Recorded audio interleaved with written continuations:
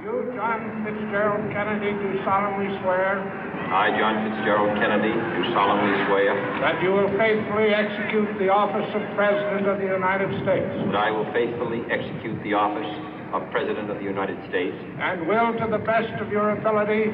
And will, to the best of my ability. Preserve, protect, and defend the Constitution of the United States. Preserve, protect, and defend the Constitution of the United States. So help you God. So help me God.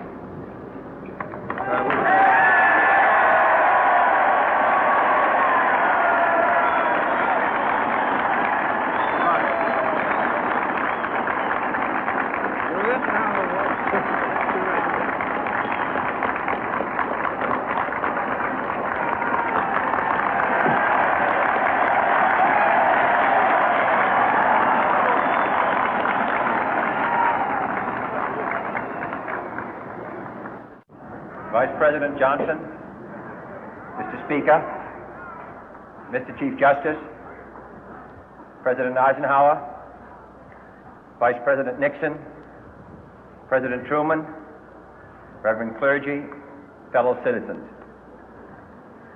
We observe today not a victory of party, but a celebration of freedom, symbolizing an end as well as a beginning, signifying renewal as well as change.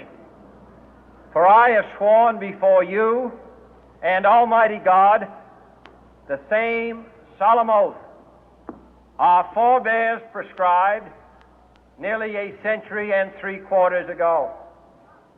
The world is very different now, for man holds in his mortal hands the power to abolish all forms of human poverty and all forms of human life. And yet the same revolutionary beliefs for which our forebears fought are still at issue around the globe. The belief that the rights of man come not from the generosity of the state, but from the hand of God. We dare not forget today that we are the heirs of that first revolution. Let the word go forth from this time and place to friend and foe alike that the torch has been passed to a new generation of Americans born in this century, tempered by war, disciplined by a hard and bitter peace, proud of our ancient heritage, and unwilling to witness or permit the slow undoing of those human rights to which this nation has always been committed and to which we are committed today at home and around the world.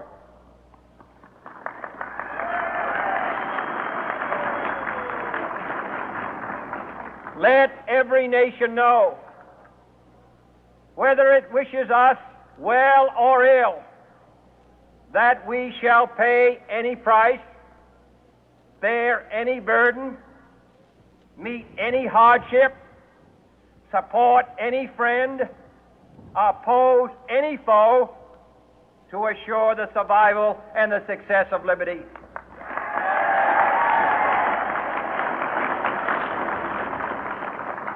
This much we pledge and more.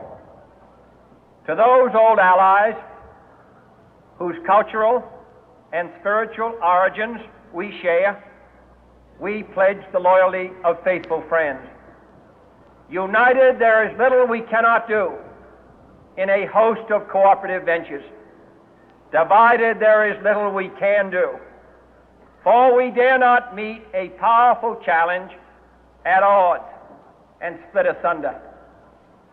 To those new states whom we welcome to the ranks of the free, we pledge our word that one form of colonial control shall not have passed away, merely to be replaced by a far more iron tyranny.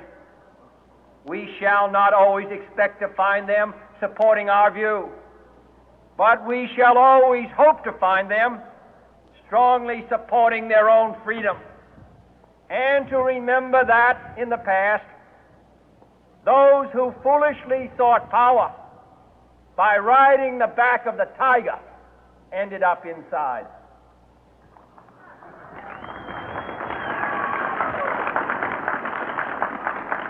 To those people in the huts and villages of half the globe struggling to break the bonds of mass misery, we pledge our best efforts to help them help themselves for whatever period is required, not because the communists may be doing it, not because we seek their votes, but because it is right. If a free society cannot help the many who are poor, it cannot save the few who are rich.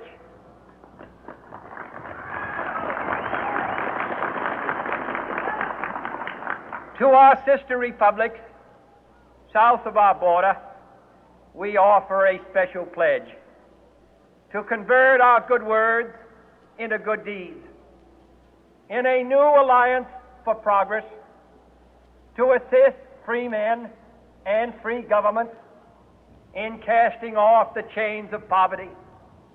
But this peaceful revolution of hope cannot become the prey of hostile powers.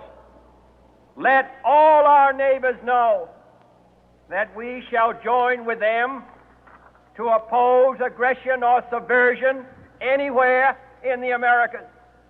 And let every other power know that this hemisphere intends to remain the master of its own house.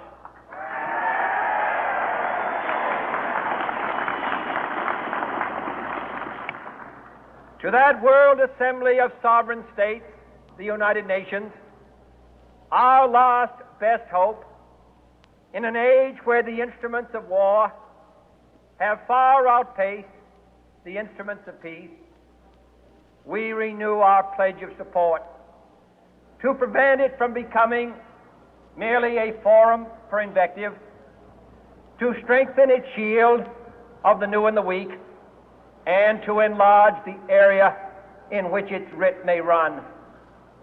Finally, to those nations who would make themselves our adversary, we offer not a pledge, but a request that both sides begin anew the quest for peace. Before the dark powers of destruction, unleashed by science, engulf all humanity in planned or accidental self-destruction, we dare not tempt them with weakness, for only when our arms are sufficient beyond doubt can we be certain beyond doubt that they will never be employed.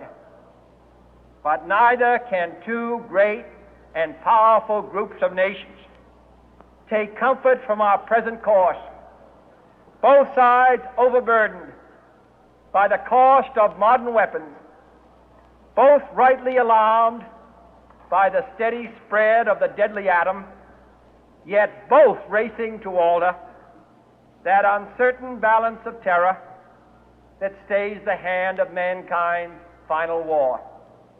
So let us begin anew, remembering on both sides that civility is not a sign of weakness, and sincerity is always subject to proof.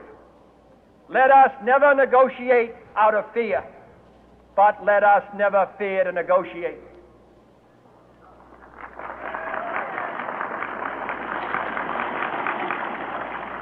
Let both sides explore what problems unite us, instead of belaboring those problems which divide us. Let both sides, for the first time, formulate serious and precise proposals for the inspection and control of arms, and bring the absolute power to destroy other nations under the absolute control of all nations.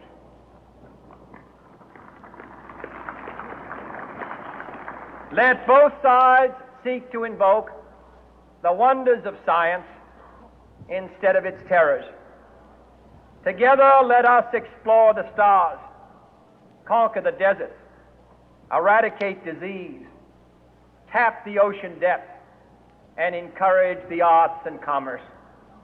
Let both sides unite to heed in all corners of the earth the command of Isaiah to undo the heavy burden and let the oppressed go free. And if a beachhead of cooperation may push back the jungle of suspicion, let both sides join in creating a new endeavor, not a new balance of power, but a new world of law, where the strong are just and the weak secure and the peace preserved. All this will not be finished in the first 100 days, nor will it be finished in the first 1,000 days, nor in the life of this administration, nor even perhaps in our lifetime on this planet. But let us begin.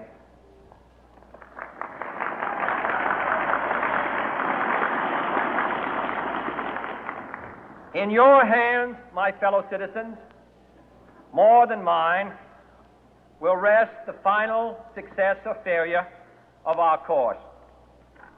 Since this country was founded, each generation of Americans has been summoned to give testimony to its national loyalty.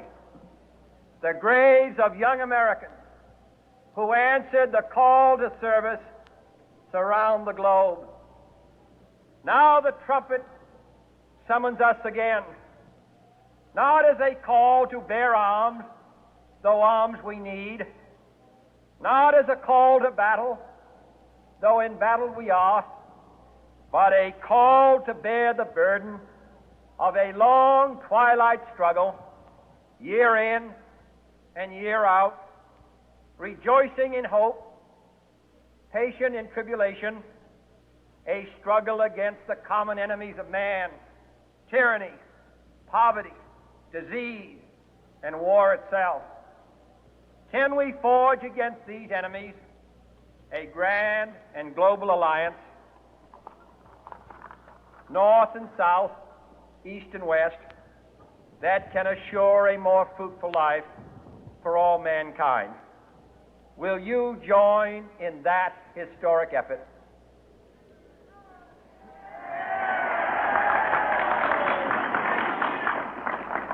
In the long history of the world, only a few generations have been granted the role of defending freedom in its hour of maximum danger.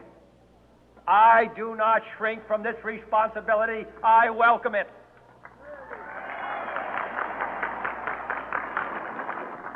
I do not believe that any of us would exchange places with any other people or any other generation. The energy, the faith, the devotion which we bring to this endeavor will light our country and all who serve it. And the glow from that fire can truly light the world.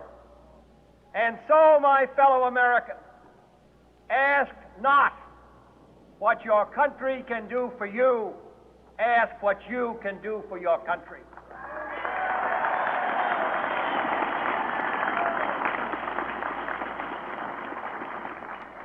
My fellow citizens,